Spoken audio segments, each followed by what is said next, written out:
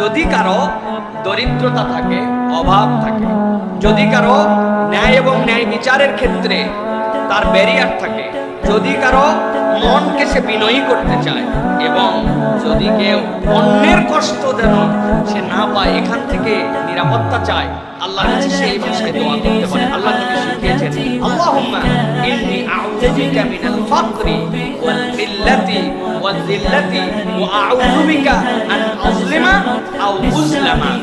আল্লাহ, আমি তোমার কাছে দারিদ্রতা থেকে মুক্তি চাই। আল্লাহ, আমি তোমার কাছে কিল্লাত থেকে, প্রাচুর্যতার অভাব থেকে মুক্তি চাই।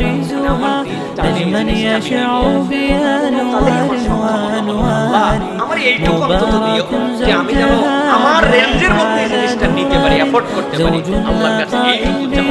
এরপর আল্লাহর কাছে কি চেয়েছে?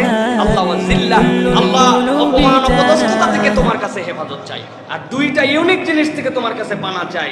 ওয়া আউযু বিকা আন আযলিমা আও উযলামা, আমি কারো প্রতি জুলুমকারীও হতে চাই না, কারো দ্বারা আমি মাজলুমও হতে চাই না। এই দুটা থেকে আমাদেরকে হেফাজত করো। বলুন আল্লাহুম্মা।